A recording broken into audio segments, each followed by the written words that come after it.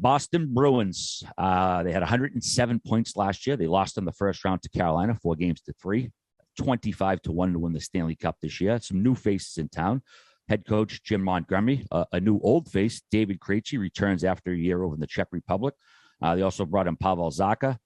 They said bye to Eric Haula, Curtis Lazar, and Anton Bleed. The Krejci's huge here, man. They bring him back. The team's so much better. No disrespect to Eric Haula, but you go from him to a guy like Krejci, it just ripples out with the team, makes him way better.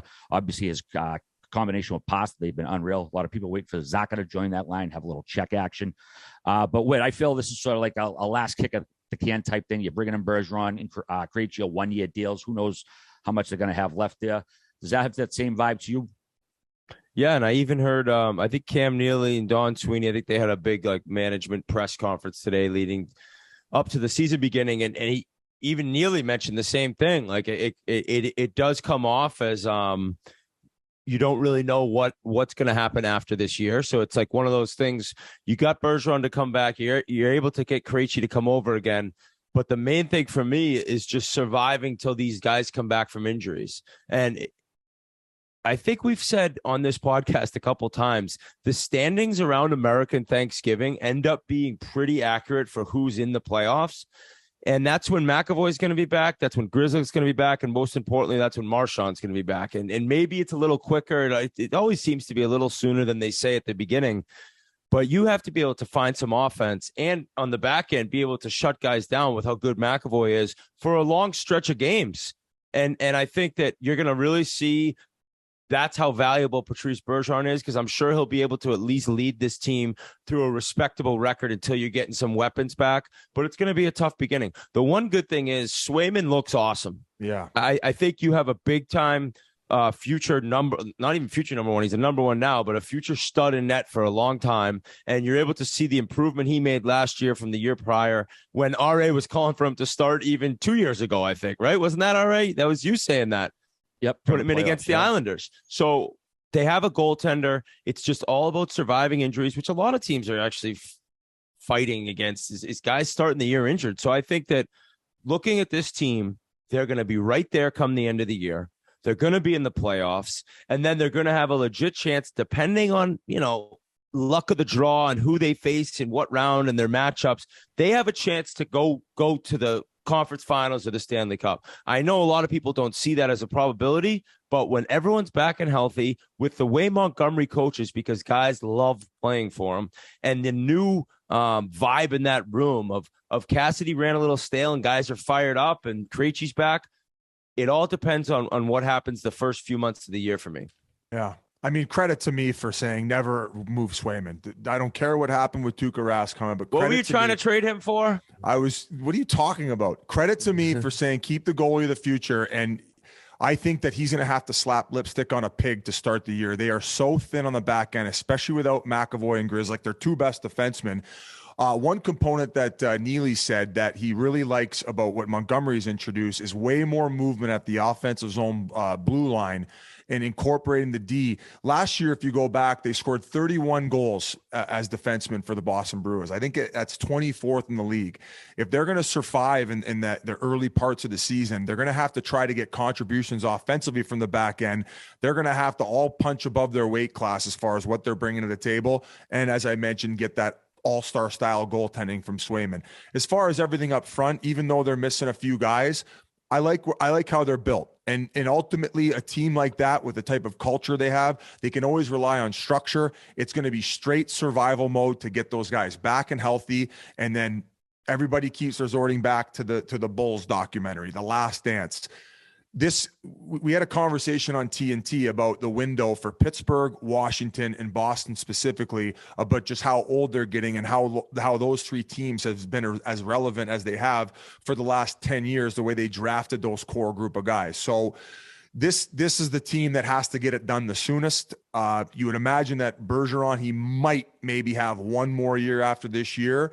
But once you lose one of the most dynamic, if not the most dynamic two-way centers in the league, one of the best face-off circles, and one of the best leaders, it's going to be tough sledding to be able to hoist a second cup for that core group of guys. So I definitely have these guys making playoffs. And I believe in that group to get it done and keep them afloat up until that up until the guys are back and healthy. I have been hard on Sweeney before, but you do have to give him credit for making the move for Hampus Lindholm, because without him, Jesus Christ, I don't know what they'd be doing at the start of this year. So I might be getting the call for the back end. At least they have a guy who could play 26 minutes solid both ends of the ice, because if he wasn't around, they'd be in some real shit to start this season. Yeah. Yeah, like we've been saying, tread water till November, and hopefully they'll hang in there. But the young guys should be a lot looser, I would think, with the new coach and new system. They were all squeezing their sticks the last couple of years under Butch, but I think Monty should have them a little looser. All right, you gotta be thrilled. Was it you or Witt who mentioned Sweeney? I just brought him up. Sometimes it's a trade that you don't make. It sounded like DeBrusk was on the way out last year, and finally they locked him in. I think he had his best year offensively as far as goals are concerned. He had 29. If he can also get back to that same level where he was last year, I think that's going to be a big component in them getting through this difficult period of the injuries. So they've done a tremendous job, and I'm looking forward to seeing what they deliver. Yeah, and Mark Mclaughlin, local kid, he had a great camp, but he was sent down to Providence. Just a numbers thing, I think, Witt, because he's not subject to waivers, and you don't want to just lose a guy this early. But I'm sure we'll see him soon enough, because hell of a player, and eventually someone's going to get dinged up. As for the goalies, I love them, Swayman and Allmark, but they got to be a little bit better in the playoffs this year if they get back. They weren't at playoff caliber this year, but obviously we'll see what goes on with the Bees. Did you see that clip of the guy at the fan at the game rolling went up? Everyone was sending it to me. That was the Bees game? It was at the Bees game, but I'm pretty sure it was tobacco. I think it was just regular tobacco, not actual cannabis. But I got that video sent to me about 600 times. Your dad, Ari? It's like, no, he's on the edibles. No, that's me. Buffalo Sabers. 75 points last year, finished 11th in the conference. They're 100 to 1 to win the cup. They brought in Ilya Lyubushkin, Eric Comrie, and Riley Sheehan. They said bye to Colin Miller, Cody Eakin, and Will Butcher. As expected, the team named Kylo Oposo the 20th captain in team history, and Rasmus Dahlin and Zemgus Girgensons. We're going to wear the gaze there. Looks like we're going to get a good look at Owen Power to start the year. Plus, he's going to have a full camp and practices under his belt, so he could hopefully jump right out there. With Granato and Adams, this is probably the most stability the team's had in ages, Merles. But it's going to be tough to get in that playoff spot. What are you thinking this year? How much of an improvement are we looking at? Yeah, I love this team. I love the young talent they have. They're going to be good for a long time. I just don't understand why they didn't go out and get a goalie. No. I mean, I played against Craig Anderson. I used to score goals on him when he was down in Norfolk. And he did okay, but they're a young team. Where's the young goalie to go with them? Or, at least a guy in his 30s, not in his 40s. I agree. And I actually am super excited to watch them this year. And Biz, we were all on it when the trade went down. It was such a big moment for that organization to just have the whole drama end and Eichel be gone. And then the moment of and obviously I think it was such a tough season that their most memorable moment was probably when is it Jenneret? Excuse me. Rick, how do I say his name, Mur? Rick Jenneret, right? He had the moment on the ice was this incredible moment. The craziest night besides that was when they beat Eichel and they beat Vegas at home, and you saw this fan base and how much passion there is. And you saw Tuck became that player that everyone hoped that you could have somebody proud to be a Saber. And then with all this talent, Owen Power comes at the end of the year. He looked fantastic for just hopping right into the NHL. We've talked Jack Quinn. Nobody even brings him up. Lit up the AHL last year. He was the 8th pick in 2020 for the Sabres. He's slated on the second line as the season begins. There is just so much young talent there. It's just goaltending. And I don't know if they're going to be able to get some saves they need to try to compete for the playoffs, but they're certainly not going to be the pushover that they've been in the past few years. If you're a Sabres fan, you got to be ecstatic about the goaltending situation. Anderson's been good to that team. You want to be given in 6-7 goals a night as long as your offense is clicking. You want to get a high draft pick. The rebuild is not close to finish, but they're heading in a perfect direction. They have those young studs up front. They got a couple on the back end. That 1-2 punch between help me out here, Owen Power and Rasmus Dahlin. Dahlin. I always forget Rasmus Dahlin.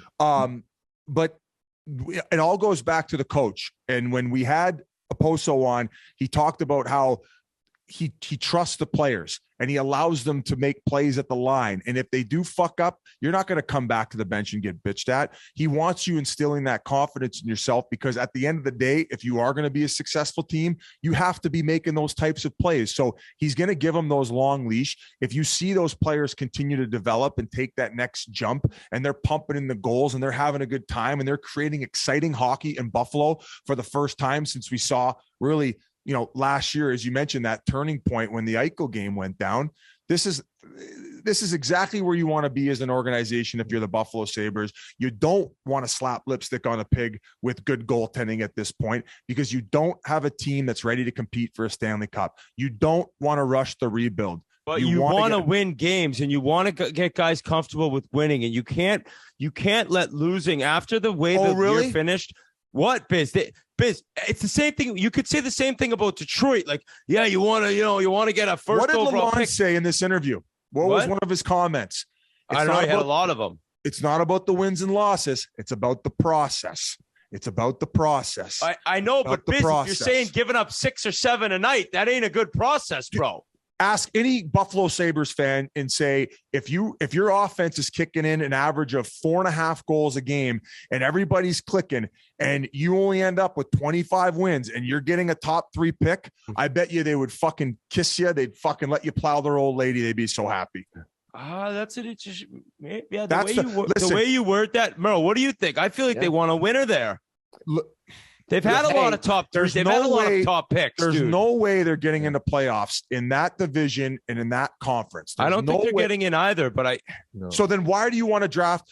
The worst thing you could do as a franchise is draft 10th, 11th, 12th overall year after year after year. If you look at the types of players that end up making generational impacts in lineups, it's first and second overall picks.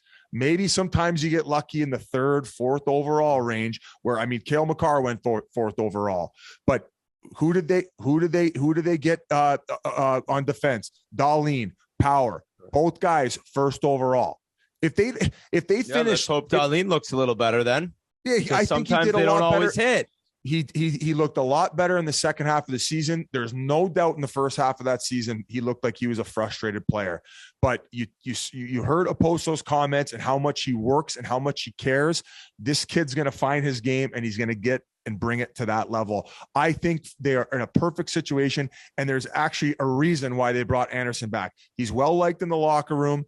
He's a great guy in the community. He's got an incredible story. He brings that veteran presence. And if he allows fucking beach balls in every night, hey, man, thanks for doing your job. Pat on the back, take your 750 and ride into the sunset, baby.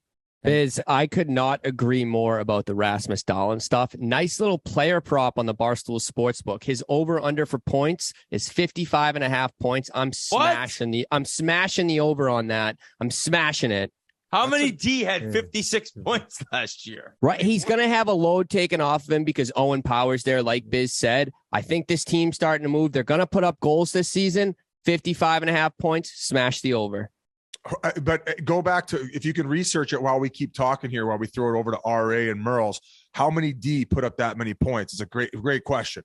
It's not easy. I'm fine. I've been saying for years they should move him to forward, Dahlin. He'd be a great forward, all the skill he has. The Gonchar, the reverse Gonchar? Yeah. But you know who likes this talk, RA, of this breakdown? Our guy, Mr. Ice, because he only bets overs, and this Buffalo team sounds like an overs batter's paradise. So we'll keep an eye on him for the Buffalo overs. Out of the gate.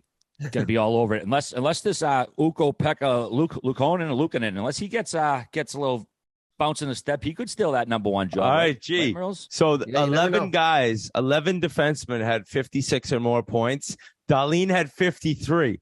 So it's a great prop, but what's the odds on that?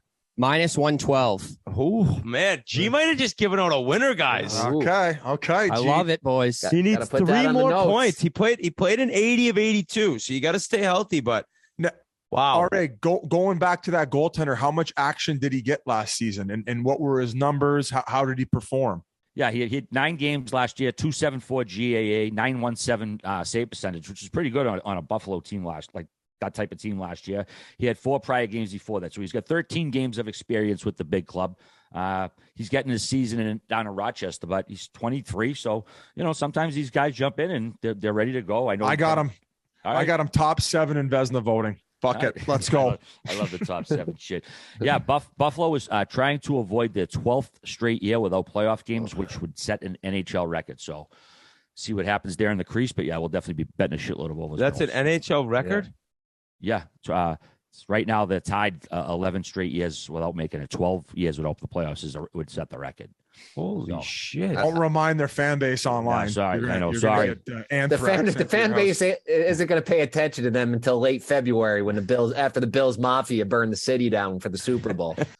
They finished up 116 points last year, won the Metro, but then they lost in the second round to the Rangers, 4-3. They're 11-1 to win the Cup this year. And some big new faces they brought in. Brent Burns on D, Max Pacioretty, who is going to be starting the year on injured reserve, Paul Stastny, huge veteran pickup, Andre Kasha.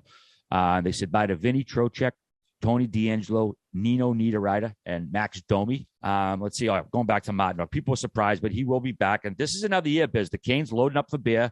They're looking for their first cup since 2006. I mean, strap it on, get back at it again, and see what happens, right, with this team? Oh, man, people in Carolina are excited. I think they did a good job of maybe addressing some issues that they lacked in playoffs last year. I thought in that second round, they kind of fizzled out.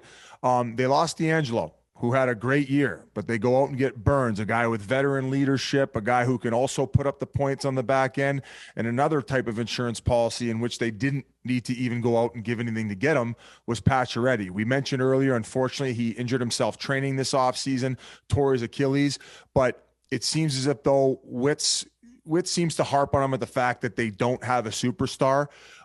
That is argued about Sebastian Aho, Svechnikov. I would tend to agree with Witt. They haven't had a guy in a needed clutch situation really elevate his game and bring them to that next level. But it seems as if though they're going to continue with the path moving forward of getting it done by committee. Love this group. Love the culture. I mentioned the fan base is fucking gung-ho and ready to go. I think typically when they do the Stadium Series games, they leave 20,000 tickets on reservation for the home side. From my understanding, in this year's, they're leaving 30,000 aside, and they're already hot off the shelves for Carolina Hurricanes fans. So they are amped up coming into this season.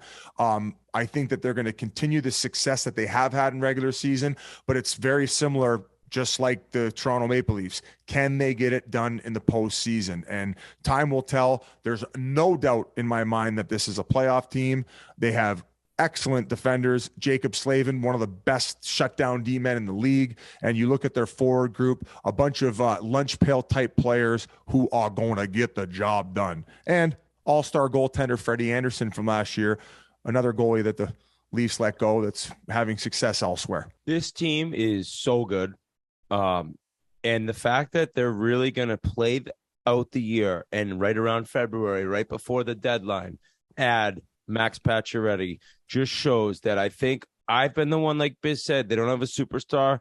This is the best team I've seen them have in quite a while. And Pacioretty over the past 10 years has been one of the best goal scorers in the league. He's a point per game player, at least he has been. Brent Burns is pretty much exactly what Tony D'Angelo is, maybe even a little bit better. And I think both of those guys have their own issues in the D zone, but oh my God, hopping into the rush, the way Burns moves the puck. I know that it's a little bit of a tough year, but looking back at how bad San Jose is, everyone understands that he's just going to be so driven and being on a contender again, being able to hop into a winning team.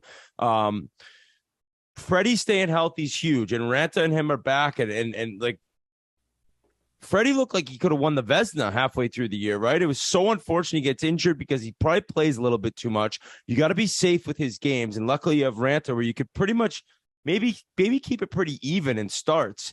There's no worry at all about them getting to the playoffs. I have them winning this division again. And I think that basically if you look at right now, that they're the class of the East. And I know it sounds a little crazy with Tampa and stuff, but I think that this team is set to really go on a run this year. And they can also do a little bit more adding, but Jarvis in his second year, how good was he last season? Neckish half the time looks amazing, maybe a little more consistency out of him. Aho's going to get his 85, 90-ish points. It's probably arguably a top 3 overall defense group in the league. Pesci doesn't get talked about nearly enough. They just have no true weaknesses. And with Brindamore behind the bench, it is a big time season upcoming for the Canes. I look back to that playoff series too, though, against the Rangers, and not only could they not get it done on the road, but they just, they ran out of steam for some reason. So they ran into Shesterkin, but I didn't even feel like they were peppering them enough. I wasn't seeing enough chances generated, especially on the road. And they laid an egg in Game 7. Laid an absolute egg. So I think part of that problem is they play with such intensity in the regular season. That's why they're so successful. That's why they'll win the division again. Because Rod the Bod's a great coach. They go playoff intensity right every game, and then by the time they get the playoffs, it's like they can't raise at that level, or like you said, they're dying out. So yeah, they're all fucked out. Exactly, that's one way to say it. But that's what I think what happens with them. But they are a wagon again this year. I love Biz is like, just thought we wouldn't notice the comparison to the Leafs, like the fucking Hurricanes. They won the cup a few years ago. They went to the conference finals a few years ago. They go to the second round. Like, what the fuck is their comparison to the Leafs? Fucking Paul Maurice, man. Come on. That was when Ray Whitney was still playing hockey. That was 15 years ago did they win? Yeah, and you know what? That was still after the last time the Leafs have gotten out of the first round. Crying out loud. All right, you know what? I'll admit it. Bad comparison. I'll take. I got to do another double dicky. No. Okay, yeah. That outdoor game, February 18th at Carter Finley Stadium, where NC State plays, and this is like, I think it's the only rink in the league that does tailgate now that the island has moved. Right? Are there any other place that do this? Well, and I think that we are going to show face there during that Stadium Series game on behalf of Pink Whitney. So we will be in attendance of some sorts. I hope that we do it like we can't wait for that. Remember the Stadium Series game we did between Pittsburgh and Philly when they had the New Amsterdam showed up with Pink Whitney, and they had the sushi bar. They had the thing you pour alcohol down, the luge. Ice luge. Yeah. It was great. Fun interacting with fans in the parking lot, everyone getting blitzed before the game. So I would imagine that's the setup we have there. And Grinelli's hopping in. That means I'm somewhat right. All I was going to say, Biz, is I'll make sure we have a nice Big Deal Brewing and Pink Whitney Ice Luge for you. Okay. Can't wait to get a fucking cold sore. Columbus Blue Jackets last year, 81 points, 10th in the conference. Cup odds 55-1. New faces in town: Johnny Ham and Cheese, Eric Goodbranson. They said bye to Oliver Bjorkstrand and Alex Texier. If nothing else, this team last year was pretty entertaining to watch. Talk about betting overs, Merles. But they'll need to clean it up defensively to give either Elvis or Jonas Corpusalo a fighting chance. But did you see this little beef with Johnny Hockey in what's his name? Michael Bublé, the singer. He was at a concert in Calgary and he started talking shit about Johnny Gaudreau. He's like, "Oh, I don't want to play there. It's too tough, blah, blah, blah." It's like, dude, you're a fucking from Calgary? No, he's from Vancouver. He's from Vancouver. He's a Canucks fan. And it's like, bro, you're fucking, they're your rivalry too. You're chirping fucking Johnny Hockey in Calgary and you're a Canucks fan. It was like out of whack. An artist, I mean, who's just looking for some cheers from the crowd, right? I'll shit on whoever Pittsburgh people hate just to get a couple cheers at our live show. Yeah, and Johnny's like, who? Michael Bublé. He had no idea who he was. He was just laughing at it, taking it in stride. Well, then he's never heard one of his Christmas albums. Probably not. But we've seen. We see it all the time. Every time, Biz, when singers come to town, like we saw Post Malone, he was in Vancouver with the Vancouver shirt. But did you see the Dixie he took a few weeks ago in St. Louis? Post Malone, he had his blue shirt on because he was there, and he fell he was on that side stage, right in the pit, and it fucking hurt. You could tell it's like falling off a 3-foot thing. He got up and finished the show, but I think he might have had a finish early on another show. But yeah, that's part of the thing. That's what they do. They pander. Merles, what do you think of Columbus this year? They're kind of in that no man's land. They were, contending a couple of years ago. They lost a lot of guys, but how good are they? Yeah, they're not ready to go anywhere. I'm really excited about Lane and Johnny Gaudreau hooking up. I think Lane can go for the Rocket Richard. Lonnie, what do you call him? She's Patrick great. Lane? She's great. Love Lonnie. Larry. I think he can win the Rocket Richard at 40-1 odds on the Barstool Sports book, and that'll be that him and our boy Zach Werenski are about the only reason I'll tune in to watch the Columbus Blue Jackets this season. They don't get my blood going. Love the fan base. Got to shout out that fan base. An amazing experience going to a game there, and there were a lot of lean years where maybe the place was empty, but for a long time now, they've really produced some exciting environments to play in. It's just it's tough sledding there right now. I mean, it's a huge deal for them to get to Gaudreau, but I don't see them getting in the playoffs. Right around 500, I would guess. Not the easiest team to go in and grab 2 points against, similar to the Atlantic, a team that is much improved in the Metro. I would maybe not much improved, but like they're improved. Jersey's improved. So a lot of these games are going to be a lot tougher for these high-end Metro teams to get their 2 points. But there is not much there to get me that excited. That's just the God's honest truth. I mean, I don't know. You guys are being a little harsh here. I want to hear the cannon fucking buzzing all season long. They got. Oh yeah, what's going to make it go off besides Gaudreau and fucking Line or Lonnie and Werenski? Because Voracek had a good year, actually. Yeah, they got Voracek there. I mean, Cole Sillinger is a hell of a fucking player. Ken Johnson, I think Ken Johnson can be a That's another stud. guy. He's the hero for Team Canada. So they got some young guys in the pipeline. I mean, I don't know why you guys are just all of a sudden taking a big hot steaming dump on their chest. Why don't we give them a chance out of the gate? Maybe Brad Larson has a few tricks up his sleeves. They're bringing in one of the best playmakers in the National Hockey League, and the expectations aren't very high. So I actually like this team. They got a decent tandem in net. They got him in playoffs? I don't got him in playoffs, but I think they're going to play some exciting hockey. Come on, meow. So that's a bad thing. It is a bad thing, but your guys are just ripping on them like they're going to be drafting the lottery pick. So I could see them. No, I don't think they're bought. We gotta be excited for our boy Kekalainen, man. He did some fucking great things for that organization to bring in. You mentioned a potential 40-goal scorer again in Patrick Lonnie, and I will say Johnny Ham and Cheese. I will say I wasn't.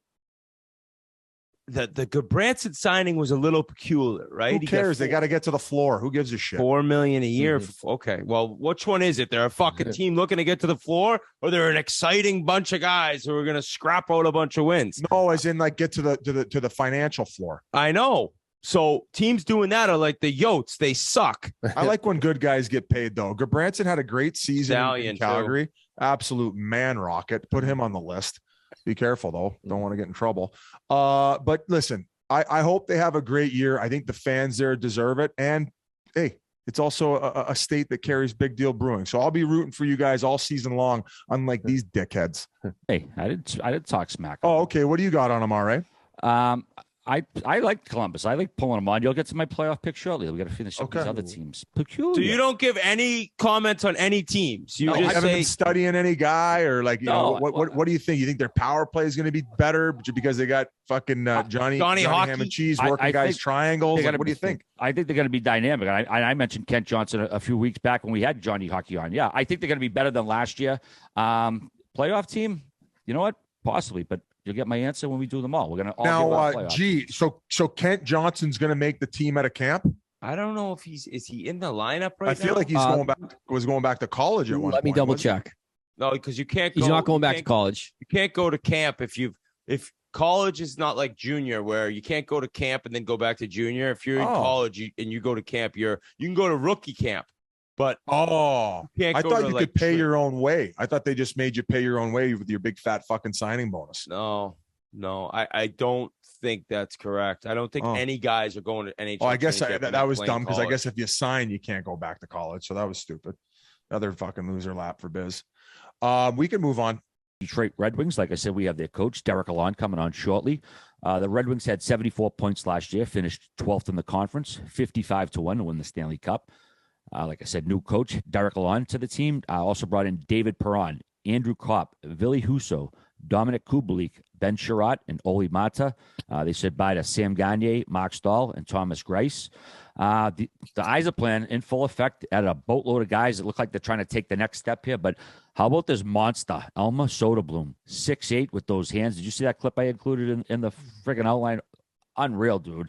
Crazy stuff. We're not going to go too much into them right now because we do have their coach coming on. But quickly, Biz, what's your early take on the Detroit Red Wings? I mean, we have Lalonde on, and he is being very modest about the expectations for this season. But adding some crafty forwards like Kopp and Perron with some of the young studs they have in the lineup, and now you have a bona fide number one goalie with after what we saw from Husso last year in St. Louis, I could see them competing for a wild card spot. I love the modest approach, but you know what, that winning pedigree that Lalonde's bringing over, and the fact that he is a player's coach, he can't be playing tummy sticks like he was as an assistant coach, but he's and there will be a little bit of tough love, but I'm really interested to see what he can do with this group of guys. And you mentioned the Yzerplan. They got plenty of guys in the pipeline that are going to be bona fide NHL superstars pretty soon. So I don't think the expectations are there, but look for the goon squad to at least compete night in and night out. And Larkin will have the boys going. That psychopath. He's going to have the Hannibal Lecter mask on the way that they're amped up for this season. So I would say even maybe more so than Buffalo, this fan base is amped up for a winning season. And we talk about in the interview. He was responsible for the best turnaround season in ECHL history. Maybe he could do the best turnaround season in Detroit Red Wings history. Who knows? And I think the Perron edition is so big. Oh, he won a cup. Nasty. Everywhere he goes, he produces offensively. It's like pencil him in for 28 goals, pencil him in for getting under people's skin, and pencil him in for more than anything, teaching Larkin and teaching all these other younger players what it takes to win games. So I think that that's an awesome signing. You saw how good Kopp was with the Rangers after the trade deadline, could play anywhere in the lineup, could play power play, could play PK. The team's well improved. The division is so tough, and then the conference is so tough that it's going to make it hard for them to get into the playoffs, but I think you're going to see a huge step up. And in talking to Newsy, which we never got into, that's why it's his nickname. I looked into it, nobody even really knows. There's a former player, I think, with the same last name who they called Newsy. It was an old Montreal Canadiens coach, Newsy Lalonde. I think he was a player and a coach. Yeah, way back in the 20s or 30s. It's a great nickname. Terrific nickname, yeah. But he talks also about Sherratt, and we'll get to him in a minute here, but it's an exciting time to be a Wings fan, because mainly when Yzerman went back there, it was every Wings fan dream come true. He made Tampa so good. Let's bring him back home, and he can win the cup here as a GM. And he's so driven and so kind of obsessed with this team and getting this team to the next level that I think you're going to see some big time improvements this year. And big at time. Least come end of the season, they're fighting. They're not. That's the thing about this division now, and even the Metro, the teams that the big guys walked all over last year, you're not walking all over them again now. There's no easy 2 points like there was last year. And Detroit's an example of that. That's what you call parity, Whit. Parity. We didn't even mention Zadina. They got Bertuzzi. They got some fucking guys in that lineup that can play. I wonder if that Zadina kid could take the next step, though. When he was drafted, they said he was going to be the next sniper, a 30, 40 goal guy. Well, let's fucking see it, baby. And you gave up Mantha for him, right? Or no, that was Vrana. That was Vrana. So I always mistake those two. Yeah, Zadina was the Detroit pick. Vrana, he's got to have a big one too, because that's a big deal they made moving Mantha out. He had a shit sandwich in preseason last year where he separated his shoulder. So first day of camp, wasn't it? Yeah, I think So basically, that last season was a wash. So I'm telling you, man, don't sleep on the Goon Squad. Guys, I've been screaming about the Red Wings since my 8-hour delay on my way to Chiclets Cup, and I got my Red Wings t-shirt.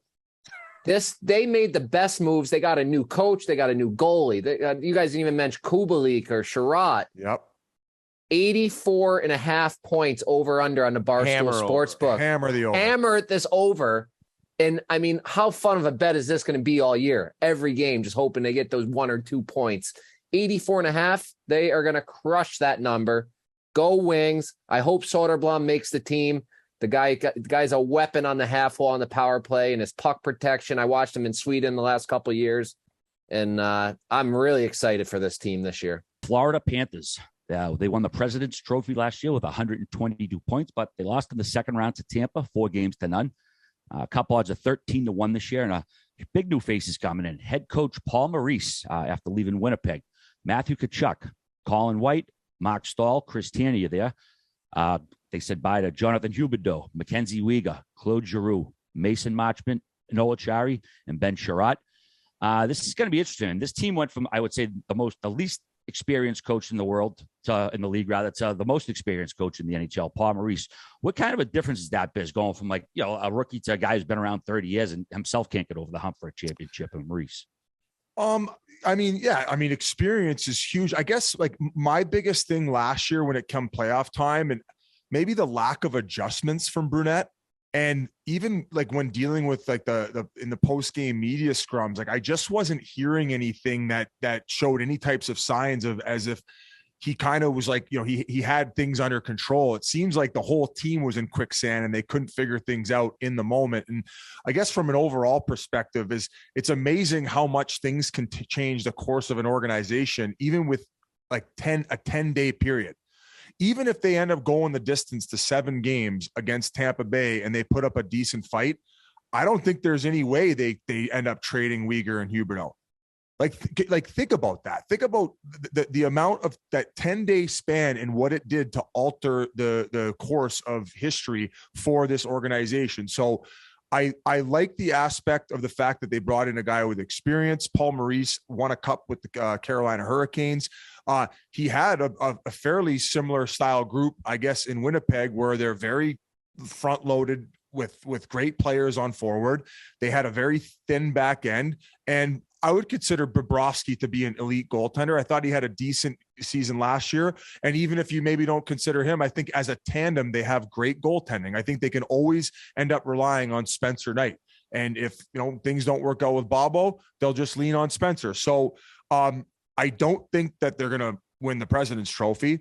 I still think that they are a playoff team, but as I mentioned, Bill Zito, in my opinion, hit the panic button a little bit. I can understand why you would want to make changes, but then I go back and look at a team like Tampa. When they had their issues, they stuck with that group. And we've talked to Coop about it. You're going to hear it from Lalonde, but they took accountability in the coach's room. They spent more time that summer making adjustments and try to extract what they thought they could have out of that same group. So different approach here. I personally think the team got overall worse. I still think Matthew Tkachuk is a hell of a player, and he's going to have a big year down there.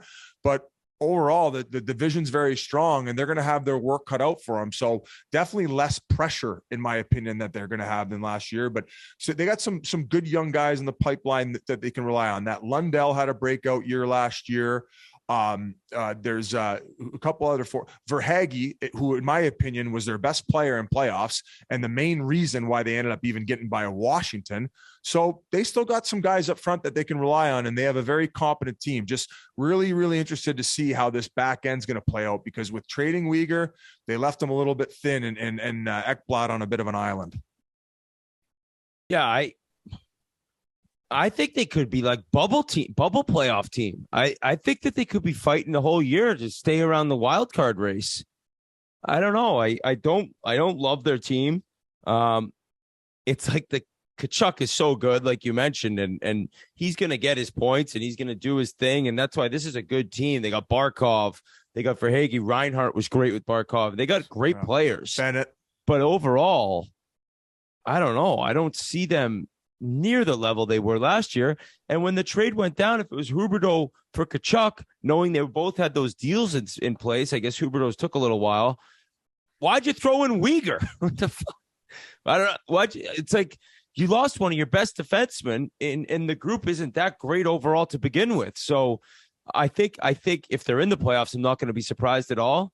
But if come the final 3 weeks of the season, they're fighting for one of those wild card spots, I won't be shocked at all. It's a worse team in my mind. And last year was so good. So even if you're a little worse, is it crazy to think that they might not get in the playoffs? Maybe, but I'm thinking crazy today, Biz. You know what I'm saying? Yeah. And I mean, we sound like a bit of a yak back. So I guess if every team's playing with a thin back end, because half the teams we've mentioned are thin on the back end, I guess they're all playing from an even playing field. So I really enjoy their top 9. I think they're going to continue to pump the goals in, but ultimately come playoff time, you can't play that same rope-a-dope style hockey. And even though going back to last season set an NHL record for most comebacks in an NHL season, they're going to be hard pressed to do that again. So, and listen, they lost Duclair. Okay. That's 31 goals. Well, he's injured, correct? He tore his Achilles, and where'd he go? He signed a 3-year extension there. Yeah, but he's not playing, right? Right, because isn't he injured? He tears Achilles. Is that what happened? I don't know what the injury is, but he's not starting the season. Yeah. Okay. Okay. He's not there, so maybe he'll be back right at the middle of but you don't know when. Nice deadline acquisition in house. Okay. Marshman was amazing for them last season. He was close to a point per game, and then the other guy, Vetrano, was really good at the time he was there. Right, he wasn't there the whole year, but then Owen Tippett was a great young looking player, dude. They trade him for Giroux. Giroux's gone. So it's just been a lot of movement there to where now I just don't think they're as good as they were set up to be maybe 2 years ago. Biz, you were correct. Anthony Duclair tore his Achilles and had surgery in June. Oh, so that's probably maybe January's back, 6 months, maybe less actually. Very similar to I believe Pacioretty also tore his Achilles this offseason. So that's going to hurt. That's going to hurt the offense for the time being, but with opportunity comes what's the saying? With injury comes opportunity. Philosopher. I thought we were getting a business in there, but no, it was actually an off the glass and out comment. Merles, what do you think? We pretty much covered it all. RA, chime in. Yep, you stole my line. There's too many changes. I got a weird vibe about Florida. I think they have a drop off season, and I think there's going to be some lasting effects from that dummying Tampa put on them last playoffs. It was a weird way to lose. I feel like that carries over, and they're going to be on the bubble to get in. As far as me, Whit, I don't know. I mean, Paul Maurice, obviously his coaching record stands for itself. I would imagine these guys are going to want to play for him. He's got a tremendous reputation. I don't know if he's a hot ass. I don't know if he's more of a player's coach after all these years, but I wouldn't count them out, man. I don't think they're going to struggle as much as people are saying. I know basically you're trading, say, Huberdeau for Tkachuk, so they're losing Uyghur. I think they did that because they said they weren't going to be able to sign both of them, so they figured if we're going to have Huberdeau or Tkachuk, we'd rather have Tkachuk, and we weren't going to sign Uyghur anyways. That's I'm assuming what the mentality was. But either way, man, I think they're going to be pretty competitive. You still got Barkov there. They still got some good offense. I don't think they're going to struggle to get in the playoffs. Going back to your original question, though, I think that the coaching is going to help for sure. They lost a very experienced guy in Quinville, and when Brunette took over, the team continued to have that type of success. But as I mentioned, the lack of adjustments and just the post-game press conferences raised level for concern for me, to the point of where when we were watching them and seeing them when we were doing the playoff bubble there with TNT in Atlanta, I was like, oh man, I don't know, like this might end up costing them a job for next year. The Montreal Canadiens, they had 55 points last year. It was 32 out of 32 teams. They're 150 to 1 to win the Stanley Cup. Not sure I've ever seen them that high. They brought in Kirby Dach, Evgeny Dadonov, Mike Matheson, and Sean Monahan. They said bye to Alexander Romanov and Jeff Petrie. This team definitely got energized last year when Marty St. Louis took over, but they still finished in the basement. You look at the roster right now, it doesn't exactly scream playoffs. But you got these guys in charge, Jeff Gorton, Kent Hughes. They seem like they know it's going to take a few years to get their plan in place. They took this number one pick, was it Uri Slavkovsky, but it doesn't look like he's going to stick with the big club out of camp. People are already bellyaching about him, which is kind of stupid because they just drafted him. Have you heard of this guy, Biz Arbor Jackeye? His name is. This kid played juniors, never drafted. He was working at Costco a couple of years ago. He went to development camp, ended up getting signed out of development camp. And the Canadians just sent them down to their minor league the other day. But this guy was wreaking havoc all preseason, just bundling saves. Senators left and right, becoming a bit of a folk hero. So I don't know. See what happens. They might bring him up. Just, you got all that young talent you want to protect. I wouldn't be surprised if he's up soon. Well, I mean, we went through the argument, whether it was last pod or the one before, about, these guys in preseason running around. And hey, in some cases, some guys make a name for themselves and earn themselves a contract. So happy for the guy. A great story. The fact that he was, going from working at Costco to playing professional hockey, and he'll be in Laval honing his skills. And given the team they have, I think there's no doubt he's on the team, right? No, they just sent him down.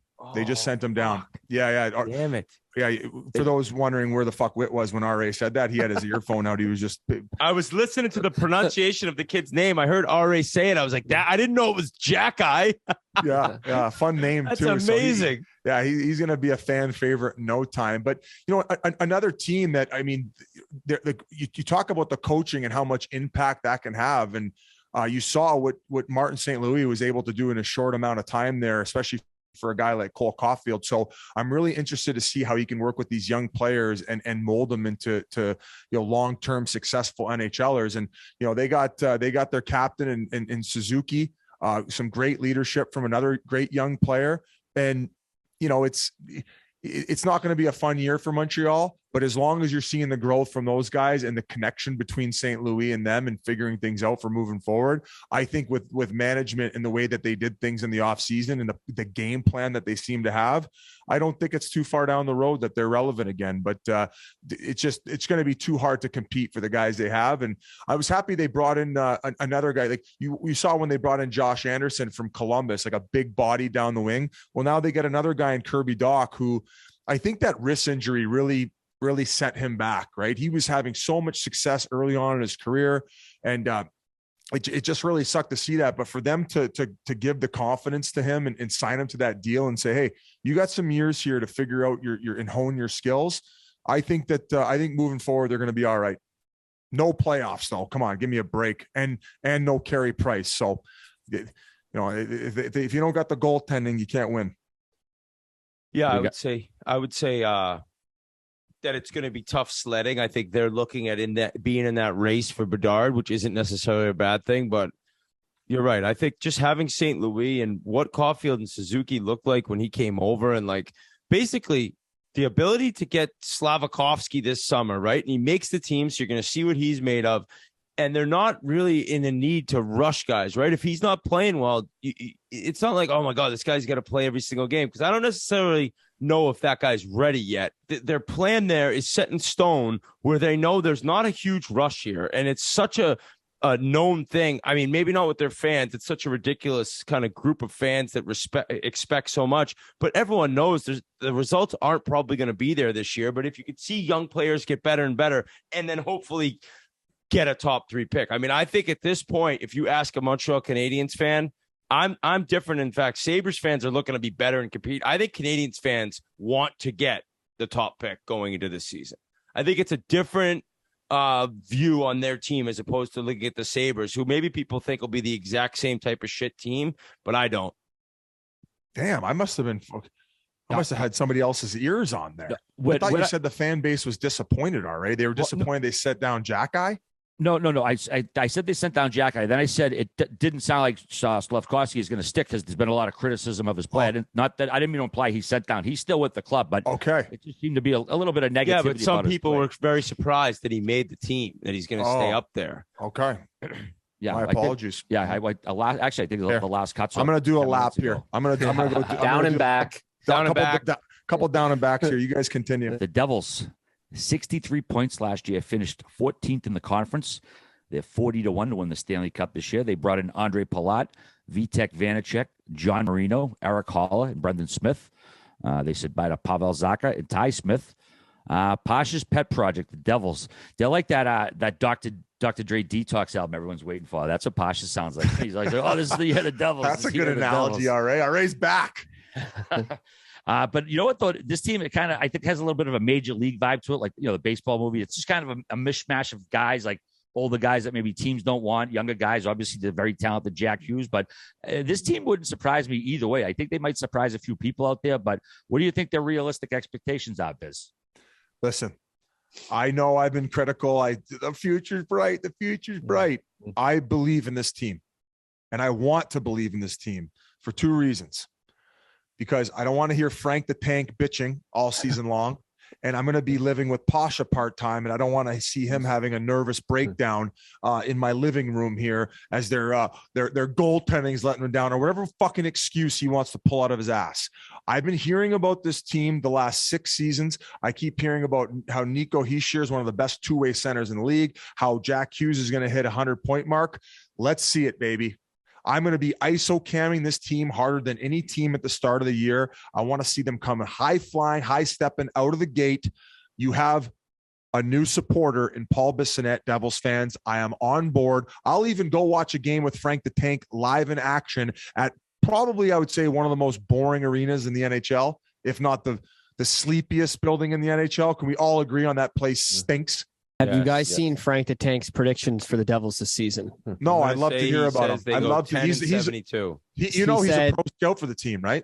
He said Devils prediction, 58 points. Jack Hughes misses 50 games. Blackwood has worse GAA. Lindy Ruff gets a contract extension. Well, that's just Frank. He's just a negative Nancy all the time. That's too much. And I love the guy, but what a miserable fan. Off, Frank. I think this team is going to be better solely because I don't think it's physically possible to have worse goaltending than last year. It was a disgrace. They literally couldn't buy a save. So you got to think that that's going to change a little bit, right? But for me, this team is such in the mold of like, hopefully they get a lottery pick. I was reading these team previews. They got 4 forwards: Hughes, Hischier, Palat, and I don't know the last one, maybe Mercer, who signed after this season. They don't even have, there's so much change going on. So even if they take a step forward, you don't know what the future there holds. So I think that if they could really be bad and get a top pick, it could actually really help them in the long run. And it makes total sense that would kind of be not a goal, but they're not going to do anything in this division. Like, does Pasha think that this team's like might be in the playoffs? Is that what he's saying? I just keep hearing the future's bright. I don't know what that means. Future's bright, man. Future's bright, man. Okay. The future was bright for me as on the Penguins for a minute too, bro. Tell me, how'd that go? Tell me you at least believe that Toronto has a better chance of winning a playoff series than the New Jersey Devils have than even sniffing a wild card spot. Please. 100%. Thank you. 100%. Some positivity, Leafs fans. There you have it. So Devils and their fans, like, I don't know if you guys have hypnotized the team because it's so boring in that building. I don't know what has happened, but I hope that this year is different than seasons past, because I'll be at bed at fucking 8 p.m. Arizona time every night after watching that snooze fest if we keep seeing it. I got them above the, Montreal and Phillies, but I got them below the Ottawa and Buffalo. I know the reason you like them because they are a big deal brewing state. Jack Hughes has looked good. I've watched a couple of the preseason games. He looks exciting. So do you guys have a bet on that? You and Pasha on the points with? Is that this season? The New Jersey NyQuils. I actually. So that's going to be their Jersey sponsor. They put you to sleep. And the barn's always like half empty, and it's just like the music's bad. Depressing. Like, it's depressing. The only time that place is bumping is when they play the friggin' Rangers, and it's half Rangers fans. Yeah. And I hate them. So, yeah, things got to change in Jersey. I have a bet with Pasha. He's got 3 years for Hughes to get 100 points. It's not a great bet. Unfortunately for me, unfortunately for him, the only chance I have of winning, I'm guessing, is if he gets injured. I haven't shaken his hand yet, but I wanted to make a bet also. I would say that if the New Jersey Devils don't make playoffs the next 2 seasons, that he has to get a belly button ring and or maybe a nipple ring. It'd be funny if he could get a nose ring too, because he's got a bad snout like us. So I don't think there's a chance in the next 2 years. But I was also going to counter it by saying if they were able to reach the conference finals in the next 2 years, that I would get a tattoo of their mascot on my ass. I haven't shaken hands yet on it. We'll see how the season. They wouldn't just have to make the playoffs; they have to go to the finals. Conference finals. If they can get there in the next 2 seasons, I'd get a tattoo of the mascot on my ass. That's putting myself on the line there. Yeah, but that would be. That would be a major lopsided bet for you. You think so? Yeah, because think about it. If the future's so bright, you're telling me they have 2 years to make the playoffs, just make the playoffs, that they can't do that? That doesn't win anything for him. They got to go to the conference finals for him to win the bet. Yeah, but I mean, it was going to be I had to put something on the line if he's so confident. I mean, maybe it does swing in his direction or my direction, excuse me. But I figured since his confidence was so high about this future being so bright, he would willing to put his belly button or his navel on the line. But he's a pussy. Have you ever had a pierced nipple, Biz? No. Like, you mean a girl with one? No. Oh. I know. I'm pretty sure I know the answer. Let to me that. count the times. Yeah. No, it seems like something you would have done back in the day. It would be something I would consider doing on a future bet. Maybe finally make use of that little pink Whitney ring that we made for Witt's left ear. I still got it. New York Islanders, 84 points last year, 9th in the conference. 35-1 to win the Stanley Cup this year. Not a bad little number. They have a new head coach in Lane Lambert. They brought in Alexander Romanov from Montreal. They said bye to Zdeno Chara and Andy Green. And as expected, Matthew Barzal got extended 8 years, $73.2 million. Comes out to over a little bit more than $9 million a year. And he's got a modified no trade clause for the last 7 years. The team is coming back largely intact, and I think they're kind of treating last year as a mulligan, almost like an aberration, given what happened with the COVID, the crazy schedule at the beginning. They could just never get in front of the 8-ball. And they're going from Barry Trotz to, like I said, Lane Lambert. The last time he was a head coach was back in Milwaukee of the AHL back in 2011. I think I asked you earlier, Biz Witz, have you ever gone from a veteran coach to a rookie coach? Yeah, like I did in the AHL. Like we went from having Todd Richards to Dan Bylsma, didn't we? Yeah, because he was a rookie head coach. Yeah, I think you're right. Yeah, I never went through that. I never went through that though. All the coaches, because Terrian had been in Montreal prior, and Tom Rennie had been coaching prior, and the Rangers, I went. Ralph Kruger was a rookie coach. That's right. But he'd been coaching a long time. Yeah, rookie head coach in the NHL. Yeah, I mean, it's a little different. I think for the Islanders, I think this is a good thing. I think over time, and granted, Barry Trotz, he won the Stanley Cup, and then he went to back-to-back Eastern Conference Finals. So it's like this guy obviously knows how to produce winning teams, and he knows how to play a style of hockey that's very difficult to play against. But at the same time, it was really probably stifling the offense a little bit. You think of Barzal right away. And now this team has Lane Lambert, who's going to be so open with playing more offense and being more creative and maybe trying things occasionally at the offensive blue line that Trotz is so much against. But all these guys, they know how to play D because of these years with Trotz, and they know how responsible you have to be in your own end. I'm bullish on this team because to me, I just look at last year like such a write-off. And the more I read and listen, I'm really in the minority because all people are talking about is that they did nothing in the offseason. And to me, it's like the team they were one goal from winning the Stanley Cup. They were in the fucking cup final against Tampa. Remember Montreal they played against? That was they're a one goal from winning the Stanley Cup, basically.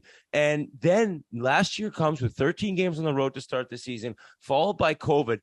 If you remember, the league would not delay and put teams' games on the shelf until after it happened to the Islanders. And I think they lost a bunch of games with half their roster. They lost like 9 guys to COVID, and they still had to roll their guys out there and play. And so you have this team where Barzal's now signed. What a signing for that team. What an exciting move. It is questionable that Parisi's on the top line, right? He's 38 years old. It's like, is he really the first line center? But Anders Lee was sick last year. And you go, there's depth. I love Pajot's game. Yeah. Olivier can fly. Yeah. Josh Bailey's still a really good player. And with the Pelican Pulak D tandem, that's one of the best tandems in the overall league. And friggin' Sorokin. Sorokin is a legitimate, he could win the Vezina. And I'm telling you, it will be no surprise to anyone that knows what they're talking about with hockey. I think he was 5th in the Vezina last year. He had a winning record on this team last year. They have a true star goalie, and they have a team that's finally coming back from a hell year, and I think that they're getting into the playoffs, and I think they're way better than people are giving them credit for. Lou Lamoriello is the Warren Buffett of the National Hockey League. He's playing the long game, and he did it. He saw all that frustration last year, and he didn't panic. He went overseas to the south of France during free agency. We mentioned it. He was in his mankini, sipping his Bellinis. And he didn't give a fiddler's fuck because he knew. And as I said on the podcast, I don't know if you want to roll the clip, Grinnell. You can or you don't have to. It doesn't fucking matter. But I predicted it. They were going to land Barzal right before the season. They're going to sign him to a team-friendly deal. And some people online saying, like, that's not a team-friendly deal. He's way overpaid based on getting 60 points. It was an off year for the whole fucking team with a head coach who we know likes to suffocate the offense. No offense to Trotch. That's how he wins. I think that the leash is going to get a little bit longer. There's going to be no pressure on Barzal to perform in a contract year, and I think he's going to run wild. Some people criticize his game where he's always the first pass option. He probably is self-aware of that. He's probably going to score more goals than he ever has in an NHL season this year. Book it. There you go. A little Barstool Sportsbook action for you. Free money. Biz, the over-under set at 23.5. Do you like it? Oh, Yes my or no? God. He's going to get fucking 28 easy. He's probably going to get 70 apples, and you people thinking it's a bad fucking contract. They had to get that done to solidify this whole group. And I'm telling you what, I see at least the bare minimum Eastern Conference Finals. Do I like to say it? No. You guys know about the rift between me and Lou. How about this one? You think I want Cal Clutterbuck, that fucking turncoat? He says he's from Welland. He's more from Fawn Hill, cake eater. He won't come into studio and watch a game with us or come to an interview, but he's going to do a scramble with the foreplay guys. So, it's not a not working with Barstool thing. It's a not working with Chiclets thing. Exactly. Fuck them. You. I changed Cal my mind. They're not in the playoffs. Fucking losers. Hey, I know. Hey, that's what we'd like to happen, but we know it's not. We never get our wish with the Islanders. Last year was just it's dust in the wind. It didn't even matter. And we know that Warren Buffett's playing the long game, and this Islander team that he kept intact and didn't hit the panic button like Zito did is going to have success. So you pretty much touched on all the personnel. They have tons of unbelievable crafty forwards. They have an awesome back end who I think every guy is underpaid. Unbelievable goaltending. And you talk about a fourth line being on the same page. Those three guys are basically sharing a brain, as little as it may be, Clutterbuck. More like clusterfuck. Wait till I see you in Fawn Hill, you cake eater. I'm going to have a few words for you. And don't try to text me. I already blocked your number, you buffoon. Fucking foreplay and not Spittin Chiclets. No wonder, because we'll bend you over. We got 4 in a row. We got your old teammate, Oposo. He probably told you to avoid us like the plague. We bent him over. Maybe, who knows? Maybe they were getting their warm up with the foreplay guys, Whit. Fair enough. I don't think they could play in our league in the golf course. Well, they could stick to hockey. Fucking clusterfuck. Oof. Turn your back on me after everything I've done for you. Hey, Whit, I'll let you know because I already put it in. Sorokin to win the Vezina 11-1. Dude, I love it. Filthy. Love it. He's as Stop good saying as you're from Welland, clusterfuck. He's as good as Shesterkin. Nobody knows about him. We got the New York Rangers. Oh, wow. 110 points last year. They lost in the conference finals 4-2 to Tampa Bay. They're 20-1 to win the Stanley Cup this year. They're saying hello to Vinny Trocheck, Yaroslav Halak, and old friend Jimmy Vesey, who signed a 1-year deal off of PTO the other day. Congrats to our pal Jimmy. They said goodbye to Andrew Kopp, Ryan Strome, Frank Vetrano, and Alexander Georgiev. They won back-to-back Game 7s in the first 2 rounds last year. They had a 2-0 East Conference Finals lead and a 2-0 lead halfway through the game, and then it quickly slipped away. And, this is one of those things, guys, we talk about all the time. Teams have to lose. They have to have it sting a little to learn how to win, and this feels exactly what this is. But they lost a couple of contributors up front, but their D is unreal. The goaltending's unreal. There's no reason the Rangers shouldn't be back right in the mix this year, right, Merles? I love the Rangers. I jumped on the bandwagon last year. I love them. Again, Igor, he's just unbeatable some of these nights. I don't think what they lost is too much because they got Kopp at the deadline. They got Vetrano late, so they didn't really lose too much. Trocheck's a great pickup, like you talked about. But I'm still on they're going to get Patrick Kane at the deadline to play with Panarin again, and that's gonna make them make the push. What a prediction! That's it. That happens. That will be one of the bigger moments in trade history of the NHL. That would be one of the all-time biggest moves for Patrick Kane. I mean, is that similar to Messier going to the Rangers? It's I don't even want to get ahead of myself because even I, as a Rangers hater, that would be a cool story. This team, though, I could see a little step back. I could. And they rely so heavily on Shesterkin, who is, if not the best, right there. I know Vasilevsky's my guy, but I can openly admit Shesterkin's top 3 in the league, no doubt. But they rely on him a lot. And I actually love this team. And the best thing about this club for me is their D is so young. Their oldest defenseman is Jacob Trouba. He's 28 years old. Nice, filthy. Like, they are fucking loaded on the back end. Guys who, I mean, how good is Keandre Miller? And like the steps he continues to make. Fox is a Norris Trophy winner. He doesn't even get talked about enough. They got the Zach Jones kid from UMass. I believe he's on the roster to start the year. Grinelli, maybe check that one for me. I might be off there.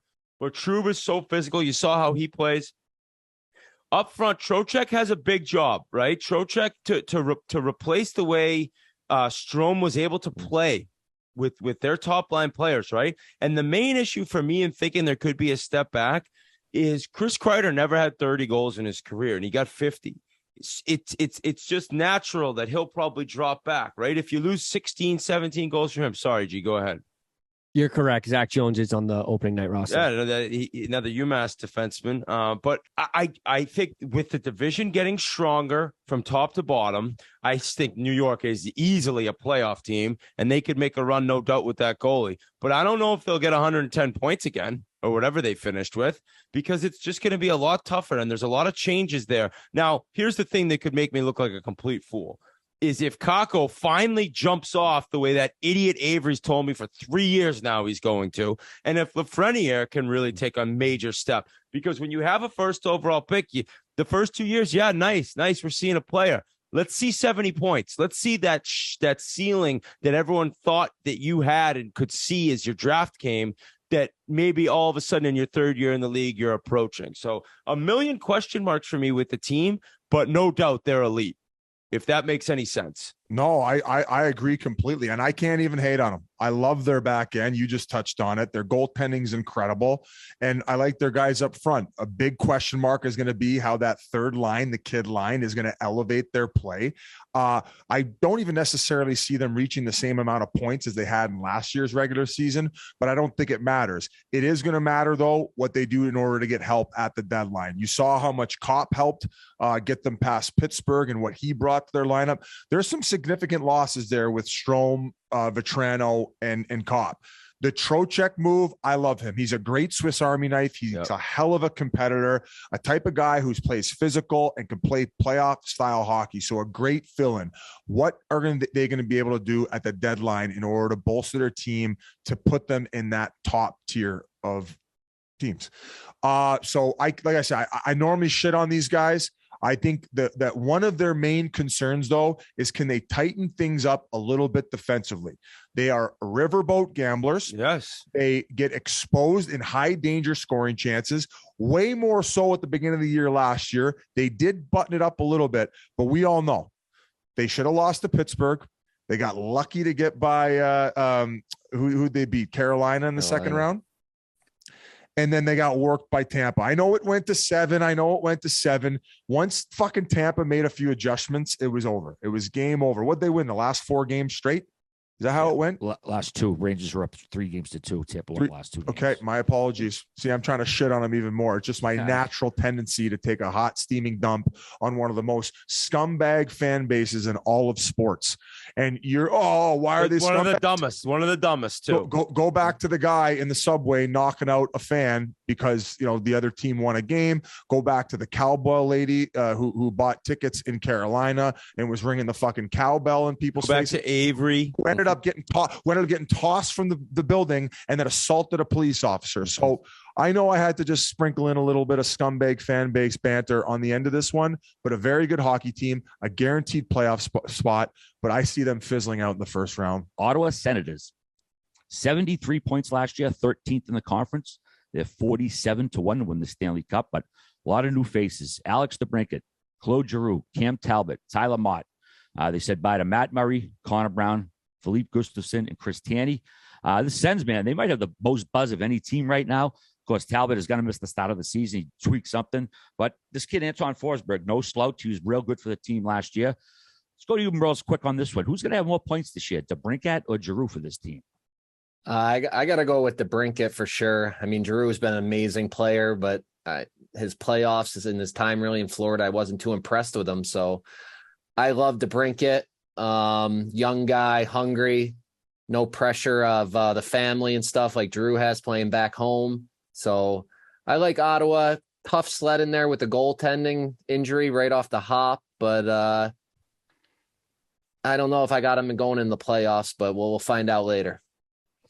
I think it's too early for playoffs. I love some of the moves. I think DeBrincat, I don't know what Barstool has his over-under for points. I think he lights it up. I think he leads that team in scoring. A special player. He's 24 years old. Batherson, Kachuk, Norris, all under 24 years old. Shabbat on the back end. The issue being there's not much else there on defense. It makes sense. Shabbat's going to play about 30 minutes. They're weak there.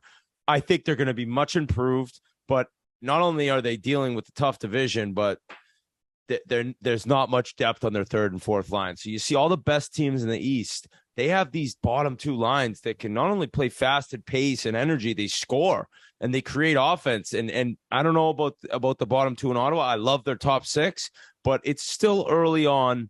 I think they've gotten past that first stage of being horrific, but I don't see him as a playoff team yet. No. And I should mention Jake Sanderson, the 5th overall pick in the 2020 draft. I think that the sky's the limit for him, the way he skates. Unfortunately, people say he sometimes looks like me. He's got some ears that stick out a touch a little bit, but that's okay. That's okay. He's a hell of a player.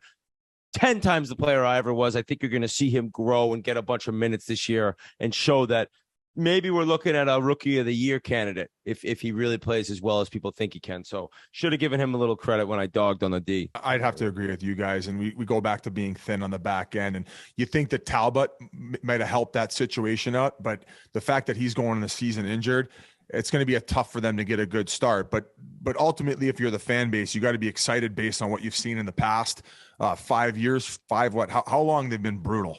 At least in 5 the years. Eastern Conference Final in 2017. And they haven't been to the playoffs since.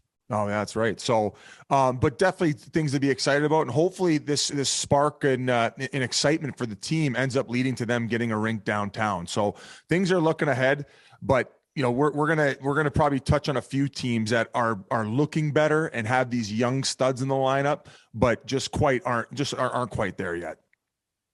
Well, digging up some details for this preview, Biz, I found the crazy old story. Like, we're obviously a lot of talk about tanking for Bedard this year. And well, back in '93, when the Senators, I should say their front office tanked, not the players, for Alexander Daig. After the game, they clinched the playoff spot. I'm sorry, the number one spot. They lost to the Bruins. The owner, Bruce Firestone at the time, he cryptically mentioned per SI to a reporter that some secret squirrel shit was in play to make sure the Sens got the top pick.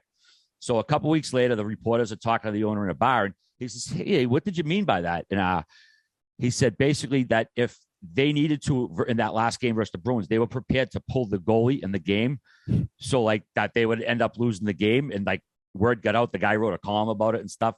And he was talking about the restraints. It's tough to keep the restraints on bonus during the season. I mean, it's like, yeah, the guy's a coach. He's not going to coach to lose. He's got to coach to win. So no, none of the other reporters there disputed it. It became a big deal up there. And all of a sudden it kicked in an investigation in. The league looked into it. He ends up selling the team like 2 days before they incorporate 2 days before the season's over. They incorporate the lottery system after this. And of course, they drafted Dag. He ends up on this career projection that goes all over the place.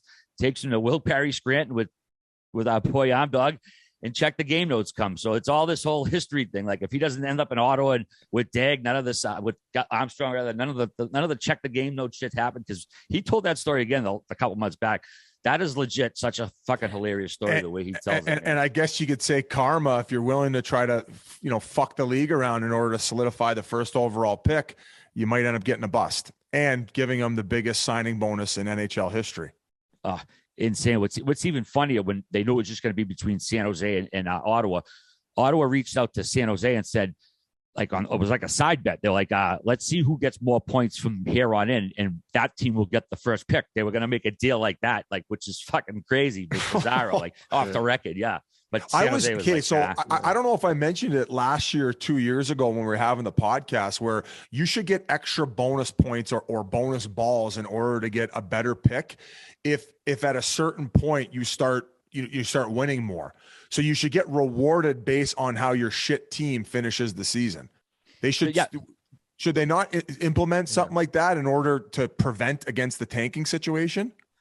I think that's what Ottawa's trying to do. Like, hey, let's make it competitive here. So, because it's only between us, you know what I mean? So right. So but they did it. They did it at a bar, just like when you told them that they're going to pull the fucking goalie. I'm talking about Gary Bettman actually implementing this rule. Oh, that's funny too. The owner's like, oh, I had like 8 or 9 beers. I don't know what I said. Like, that was like his excuse to the media, like blaming 8 or 9. They're like, what do you mean? I got the deal in a napkin. That's our pick. It's signed. It's legal. Do you have a copy of the napkin? Yeah. Oh shit, it's stuck together because I blew my nose out. Philadelphia Flyers. They finished with 61 points last year, 15 in the conference. They 80-1 to win the Stanley Cup this year. The big new face this year behind the bench, John Tortorella. They also have Tony DeAngelo, Nick Delarier, Justin Braun. They said goodbye to Oscar Lindblom, Martin Jones, and our pal Keith Yandel. Last year was just the latest low point for a once proud franchise, a once proud family-owned franchise that's now corporate-owned. But Torts, new sheriff in town, that's obviously the big story. He called the other day, he was doing an interview. He said today's players have the memory of an amoeba, which I've never heard before. But Whit, how ugly could it get for Philly this year? Or will Torts have some improvement here? What's it going to do? That's a loaded question because I see the gears going inside that brain of yours, man. What is coming out of your mouth? I think they're horrible, and they're going to be horrible, but they're going to be absolute motherfuckers to play against. And it just goes on the track record that he literally will not stand for lack of effort and laziness and sloppiness. And if they lose games, it'll probably be because they're outskilled and there's more depth on the other teams and there's better goaltending, depending on Carter Hart. But you know for a fact that they're going to compete. It's just like he will not stand for anything else. So because of that, maybe they could finish the season with more points. Great news is that Couturier doesn't need surgery on his back. So I think he's week to week as opposed to like you're looking at 6 months. That's enormous for them. But, not many additions. DeAngelo helps out on point, and it just sucks that they haven't got Ellis in it all. The injury there is just such a killer. But they have some good players up front. It's just more about looking at the rest of the division. It's murderer's row there, and this team is not bringing much back to begin with. And they're coming off a season where I think they were 31st in goals for. They were right around 30th in goals against. It's just been a really tough go there, and I don't see a quick turnaround happening. I just don't see the roster to make that happen. I love the move by him going into the media and trying to stir things up. I think that he gets himself a 500 team based on the comments he made and the tone that he set going into training camp. Now, we know what type of training camps Torts is running. It's basically like you're going to the KHL. So I actually expect a pretty good start for this team out of the gate. The one X factor and the one guy I'm looking to is in net. Can Carter Hart finally deliver what his expectations were when he was drafted there? Boys, is it fair to say that we expected the next Carey Price based on what I was calling him that? I think we all were. And I think that with a level head and with a team that's playing more structured hockey, which Torts brings, we saw what he was able to do when he went into Columbus. We see the shitstorm that he was able to create and that mental manipulation to get guys to buy in. For crying out loud, he told Nick Foligno he didn't think he was a good captain. So Torts has this effect where like he almost like tells you your shit, and instead of going the other way and being like, oh, fuck Torts, you almost want to prove him wrong. So I've been seeing the clips coming out of Philadelphia Flyers land and his motivation speeches, talking to the guys and saying, we're not the bottom feeders. We're going to come in here and we're going to fucking make it a very, very difficult environment to come play in. And we're not going to be the laughing stock of the league. I don't give a shit what people think what we look like on paper. We're going to make every team earn every fucking inch. And we've talked about it. I think that you're going to have to claw and fight your way out of 2 points to play them every single night. And I think that we see somewhat of a turnaround season. Not necessarily a good thing, because I don't want to contradict myself. I don't think this is a playoff team. So this is a panic move by the ownership in order to get some relevancy and get that Philadelphia Flyers brand of hockey back and get the fan base buzzing. And I think they did a good job by doing that. but I think it's actually going to hurt them in the long run. But I don't give a shit, because if they win games and they go surpass expectations, Torts is going to be put on a pedestal and the fan base is going to be slobbing his knob. And if he doesn't, get your fucking popcorn ready, because the post-game press conferences are going to be lit. They going to be lit, boy. What do you got, Merles? Yeah, well said by both. I was hoping they were going to be on the tanking too. They need a superstar. They haven't had one in a long time come in, like a first, second pick. But like you said, Torts is going to win them too many games on his own. And I don't have much interest in watching this team, besides I'll probably be betting on the unders a lot. Great goaltending. Torts makes everybody block shots. Doesn't matter who you are.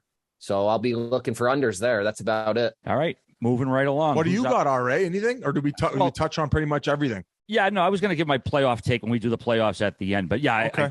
I like I said, that's what I asked. I think they're going to get a bump, man. I think they're actually going to have more points than last year. I fucking hope so. How many points did they have last year? 50? Oh, Christ. Yeah. I don't think they won they didn't win a game didn't they go on one of the biggest losing streaks in NHL history last year? Yeah, I think they had 2 losing streaks of like 10 games or more, or something pathetic. So get that smile off your face, Whit. Those Philly fans are going to come at you. Do you think they're going to keep the Dart League going behind the scenes? It might be retired with Jans, but I don't think really? you can shut down a passion like that right away. They're probably still going. All right, next. I will remember you. Pittsburgh Penguins. All you guys are alumni for them. They had 103 points last year. They lost in the first round, 4-3 to the Rangers after blowing a 3-1 series lead. They're 21 to win the cup, 21-1 to win the cup this year. They brought in Jeff Petrie, Ty Smith, and Jan Ruta. They said bye to John Marino, Mike Matheson, and Evan Rodriguez. Hey, the band's back together for another whack, and we know you never count out Sid, Gino, Letang. If the Pens have healthy goaltender, man, they should be in the run this year. And Biz, I think you just want them to win just so they get that cup, just so Gino's kid's birthday cake makes sense. Well, it all comes back to the birthday cake. That's the most the craziest prediction pre-playoffs or preseason, excuse me, that I've ever seen. As far as them solidifying that core group this offseason, credit to management for bringing them all back together and making it work. You mentioned the healthy goaltending. Jari, all-star last year. He was excellent. The culture is a winning culture in Pittsburgh. Unfortunately, since they won that last Stanley Cup, they have not been out of the first round. They've dealt with some bad bounces, some bad luck, some lackluster performances, but they have retooled and they're ready and poised to make another run. Now, I mentioned Eastern Conference Finals for the Islanders. I think that's what's going to happen. I'm trying to give it the old reverse jinx. I think we're going to see the Pittsburgh Penguins and the Toronto Maple Leafs. That's what I want to see happen in the Eastern Conference Finals. I think it's Stanley Cup or bust for this Pittsburgh team, because as they continue to get older, it's not going to get easier. They're primed and ready with the Gino birthday cake. It's going to be a fucking hell of a year for the Pittsburgh Penguins, and I'm excited to see it and kick things off in Pittsburgh. I think Petrie's going to be a monster this year. People were all over him for his play on Montreal last year. Who played good on that team, at least at the beginning? There's nothing there. I think that's a great move to bring him over. Ty Smith, the defenseman from the Devils, I think he could make a big impact. It's weird, Biz. I think no problem they're in the playoffs and they can compete. It's just really going to come down to goaltending for me. And they had that friggin' first series. They didn't deal with the injury against the Rangers, and it's like they could win the Stanley Cup. I truly believe they're contenders. They might have to do something at the deadline, but when Jeff Carter's on that third line, yeah, Jeff Carter's older, but I like that team. I think a lot of it has to do with how good Crosby still is, and he doesn't even really get talked about anymore. It's like it's been so long that people don't even mention how good he is. He's a true superstar still, yet you don't even hear about his name when you're talking about all the best players around the league because people have become so accustomed to it. And Malkin has his deal. Let's see what he has. Is there one more monster Malkin season? Is there 100%. More? Right? Is there one more 42 goal, 67 assist monster season? And I could see it happening. Let's see how the training went this offseason. I cannot wait to see this team play in person. It'll be my first time in the beautiful Pittsburgh Paints Arena, I believe it's called. PPG? Am I making up that's Pittsburgh No, it's Paint? PPG. Oh, that's, yeah. Okay. Well, still, this team is built to go on a run. And thanks to Crosby, Letang, and Malkin, who have played more games together than anyone else in the history of the league, they have a chance once again to make a run at the Stanley Cup. I just got a text. Someone said BDBs are in Massachusetts. I haven't seen him yet, but Jakey Tebow just texted me. He said, I texted him back. Where are they? I haven't seen any here yet. I think we talked about it at the beginning of the pod, didn't we?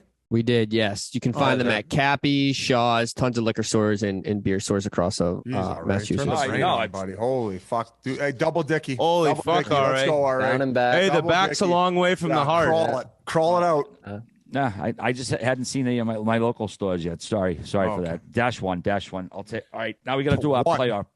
Huh? One? Yeah, all right. 2 or 3. Generous. What do you think Zucker does playing with Malkin and Rust, by the way? Well, they got Raquel. They got Raquel, Gensel, and Crosby. Dude, they're nasty.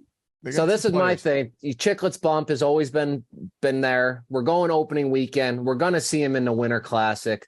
Let's see him in the conference finals too. We'll have Crosby thinking we're stalking him. We're going to see them so much this year. Oh, he's going to change his number again. 50-1 MVP of the league. 50-1. Throw a little sprinkle on that. Tampa Bay Lightning. They had 110 points last year, and of course, they lost the Stanley Cup to the Colorado Avalanche 4-2 after going back-to-back on the previous 2 Stanley Cups. They're 11-1 to win it this year, and they got some new faces in town. Vladislav Nemestikov, shout out Biz, Hayden Fleury, Phil Myers, and they've said bye to Andre Palat, Ryan McDonough, and Jan Ruta. This team is definitely going to be a notch below this year. Just losing McDonough alone, he's such a key part of not only that defense but the locker room.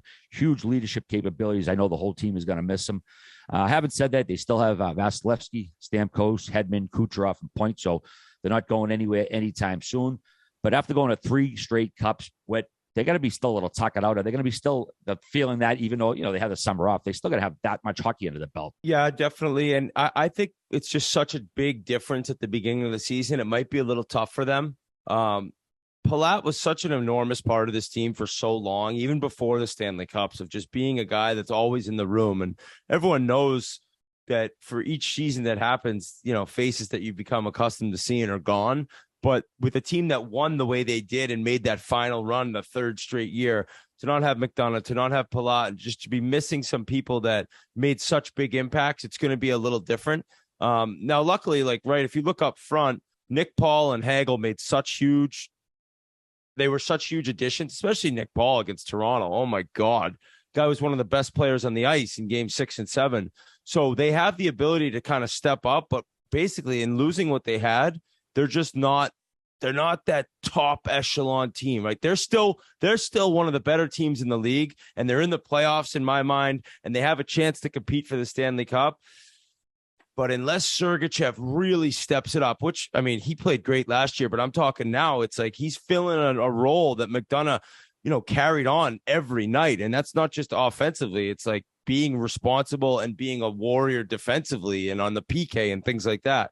So Cal Foote stepping in he's gonna have a much bigger role. It's gonna come down to guys being able to step up. I think Colton will play a bigger role. It's like guys are just going up a little bit with what they lost, and they still have Kucherov, they still have Point, and they still have Stamkos. It's like they're not going anywhere. In my mind, I still look at them as so much better than the Panthers, right? I mean, they dusted in the second round, and then all these changes happen to both teams. Give me Tampa again, and mainly Vasilevsky, right? So when you have this goalie, you have a chance to win the Stanley Cup as long as he's probably playing on this team. Well, and Chernak too. I think that they've really trusted him to jump in that role and help carry the weight of what they're going to miss with McDonough between him and Sergachev. But I mean, ditto and reiterate everything you said, Whit. And when you ever have a goal like Vasilevsky, you're always going to have a chance to win.